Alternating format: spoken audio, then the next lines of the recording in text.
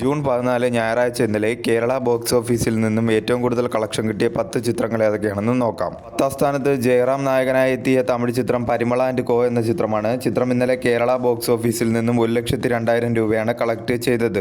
ഈ ചിത്രം റിലീസ് ചെയ്തിട്ട് ഇപ്പോൾ 10 ദിവസം പിന്നിട്ടിരിക്കുകയാണ്. 10 ദിവസം കൊണ്ട് ചിത്രം കേരള ബോക്സ് ഓഫീസിൽ നിന്നും 32,57,000 രൂപയാണ് കളക്ട് ചെയ്തത്. കേരളത്തിൽ നിന്നും ഈ ചിത്രത്തിന് ഒരു മിക്സഡ് ആയിട്ടുള്ള റെസ്പോൺസ് ആണ് ലഭിച്ചത്.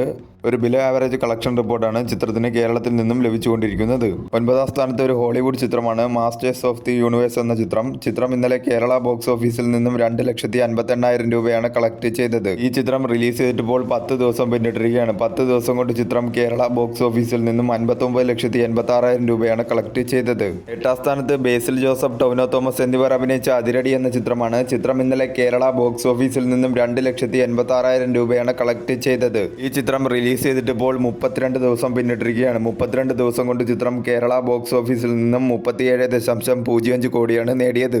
കേരളത്തിൽ ഈ ചിത്രം ഒരു സൂപ്പർ ഹിറ്റായി മാറിയിരിക്കുകയാണ്. 7ാം സ്ഥാനത്ത് ഒരു ഹോളിവുഡ് ചിത്രമാണ് ബാക്ക് റൂംസ് എന്നാണ് ചിത്രത്തിന് പേര്. ചിത്രം ഇന്നലെ കേരള ബോക്സ് ഓഫീസിൽ നിന്ന് 3,91,000 രൂപയാണ് കളക്ട് ചെയ്തത്.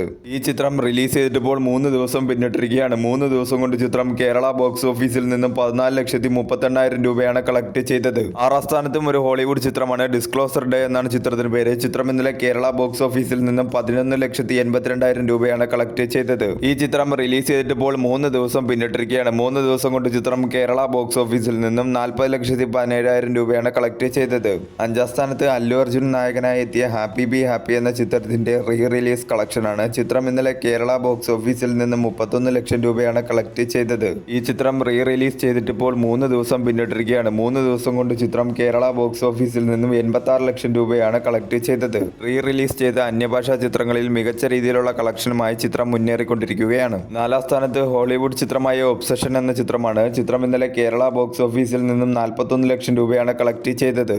ഈ ചിത്രം റിലീസ് ചെയ്തിട്ടിപ്പോൾ 17 ദിവസം പിന്നിട്ടിരിക്കുകയാണ്. 17 ദിവസം കൊണ്ട് ചിത്രം കേരള ബോക്സ് ഓഫീസിൽ നിന്നും 3,75,00,000 രൂപയാണ് കളക്ട് ചെയ്തത്. നല്ല രീതിയിലുള്ള കളക്ഷനുമായി ചിത്രം കേരള ബോക്സ് ഓഫീസിൽ മുന്നേറിക്കൊണ്ടിരിക്കുകയാണ്. 3ാം സ്ഥാനത്ത് നസ്ലിൻ നായകനായി എത്തിയ മോളിവുഡ് ടൈംസ് എന്ന ചിത്രമാണ്. ചിത്രം ഇന്നലെ കേരള ബോക്സ് ഓഫീസിൽ നിന്നും 52,30,000 രൂപയാണ് കളക്ട് ചെയ്തത്. ഈ ചിത്രം റിലീസ് ചെയ്തിട്ടിപ്പോൾ 10 ദിവസം പിന്നിട്ടിരിക്കുകയാണ്. 10 ദിവസം കൊണ്ട് ചിത്രം കേരള ബോക്സ് ഓഫീസിൽ നിന്നും 8,90,00,000 രൂപയാണ് കളക്ട് ചെയ്തത്. ഒരു ബിലോ ആവറേജ് കളക്ഷനുമായി ചിത്രം കേരള ബോക്സ് ഓഫീസിൽ മുന്നേറിക്കൊണ്ടിരിക്കുകയാണ്.